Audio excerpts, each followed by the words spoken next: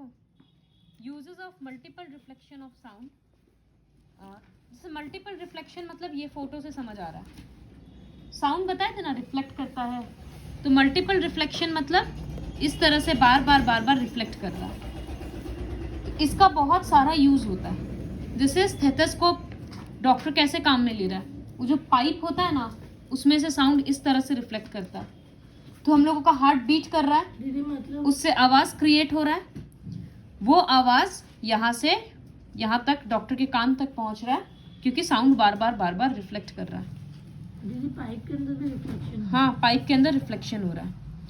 मेगाफोन्स, loud healers, ये सब जो भी है सब कुछ इसी तरह से डिजाइन किया जाता है कि सारा साउंड जो भी बोल रहे हैं वो रिफ्लेक्शन के बाद एक ही तरफ में आ रहा है। जैसे टॉर्च का बीम होता है ना, टॉर्च से लाइट निकल रहा है खाली सामने की तरफ, वैसे ये सब से निकलता है। In these instruments a tube followed by a conical opening, एक ट्यूब जैसा रहता है और कोन के जैसा ओपनिंग रहता है, तो सारा साउंड खाली सामने के डायरेक्शन में जाता है। तो स्टेथोस्कोप में बताए थे। कॉन्सर्ट हॉल, ये सिनेमा हॉल्स, ये सब में है ना कर्व्ड सीलिंग्स होता है, गोल, ताकि साउंड अच्छे से रिफ्लेक्ट करके, देखो फोटो में दिख रहा है कि किस तरह से साउंड रिफ्लेक्ट करके दूर दूर तक ऑडियंस के पास पहुंच रहा है। कभी कभी कॉन्फ्रेंस हॉल में माइक जैसे यहाँ पर है, तो इसके पीछे भी एक कर्व्ड बोर्ड रहेगा, ताकि जो आवाज पीछे जा रहा है वो रिफ्लेक्ट होकर वापस सामने आ जाए। जैसे टॉर्च में हम लोग देखे थे ना, एक रिफ्लेक्टर होता है बल्ब के पीछे, कि वो पीछे गया हुआ रोशनी को सामने भेज देता है, वैसे ये सब जगह पे होता है। ये रहा सोर्स ऑफ साउंड। कभी कभी आवाज पीछे भी जा रहा है, कभी कभी क्या हमेशा ही जाएगा, क्योंकि साउंड तो चारों तरफ स्प्रेड हो रहा है। तो ये गोल बोर्ड के कारण रिफ्लेक्ट होकर सारा साउंड खाली सामने ऑडियंस की तरफ जा रहा है। ये सारा यूजेस होता है मल्टीपल रिफ्लेक्शन ऑफ साउंड का। नेक्स्ट, रेंज ऑफ हियरिंग हम लोगों को ऑलरेडी पता है कि सारा आवाज हम लोग नहीं सुन सकते। 20 हर्ट्ज टू 20 किलो हर्ट्ज या 20,000 हर्ट्ज का ही आवाज सुनाई देता है। उससे लेस साउंड को बोलते हैं इंफ्रासोनिक साउंड, और 20,000 से जो ज्यादा होता है उसको बोलते हैं अल्ट्रासोनिक हम साउंड। लोग तो 20 kHz को ही तो सुन सकते हैं ना, वहीं तक सुन सकते हैं। कुछ कुछ एनिमल्स होता है जो 20 हर्ट्ज, तो फिर यहाँ पे भी तो 20 हर्ट्ज तक सुन ही सकते वही तो बोल रहे हैं, उतना तक सुन सकते हैं। तो जो भी फ्रीक्वेंसी 20,000 हर्ट्ज से ज्यादा का रहता है उसको अल्ट्रासाउंड बोलते हैं। कुछ कुछ एनिमल्स होता है जो अल्ट्रासाउंड प्रोड्यूस करता है, जैसे डॉल्फिन्स, बैट्स, पोर्पोइज, ये सब, वो सब खुद से पढ़ लेना। अल्ट्रासाउंड का यूज क्या है, ये बहुत इंपॉर्टेंट है। सब में मोस्टली एक ही चीज है।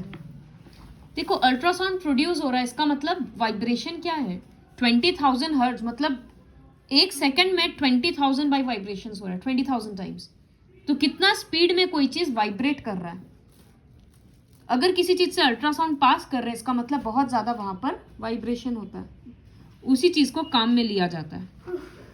जैसे सपोज कोई एकदम ट्विस्टेड पार्ट है, इस तरह का कोई मशीन है, अब इसका कोना कोना हमको साफ करना है डस्ट पार्टिकल से, कोई भी ब्रश वगैरह से हो नहीं सकता, तो क्या करेंगे, इसको एक सोल्यूशन में डिप करेंगे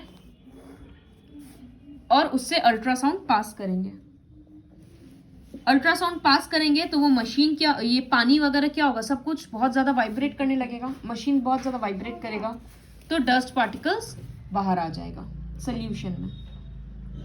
See, it is written, ultrasound is generally used to clean parts located in hard to reach places. For example, spiral tube, odd shaped parts, electronic components, ये सब। जिस भी चीज को साफ करना है उसको क्लीनिंग सोल्यूशन में रखते हैं और अल्ट्रासोनिक साउंड पास करते हैं। हाई फ्रीक्वेंसी के कारण डस्ट, ग्रीस, डर्ट जो भी होता है वो उससे हटके सोल्यूशन में आ जाता है। तो ये सब 2 मार्क्स का क्वेश्चन आएगा, how is ultrasound used in cleaning, तो वो पूरा पैराग्राफ ही लिखना पड़ेगा। नेक्स्ट है कि अल्ट्रासाउंड, जैसे मेटल का जो बड़ा बड़ा ब्रिक्स होता है, पिलर्स होता है, वो सब ब्रिज वगैरह बनाने में काम आ रहा है, बिल्डिंग्स में काम आ रहा है। अब अगर मेटल के अंदर क्रैक हुआ तो वो पता कैसे चलेगा, और अगर क्रैक हुआ तो कंस्ट्रक्शन वीक हो जाएगा। अब जैसे सब्जी के अंदर कोई कीड़ा मकोड़ा बिना काटे नहीं पता चलता ना, तो वैसे ही अब इसके अंदर अगर कोई क्रैक होगा तो पता कैसे चलेगा। तो इसी वजह से अल्ट्रासाउंड यूज किया जाता है चेक करने के लिए कि इसके अंदर कोई फ्लॉ है या नहीं। तो मेटल का ब्लॉक से इस तरह से अल्ट्रासाउंड पास किया जा रहा है।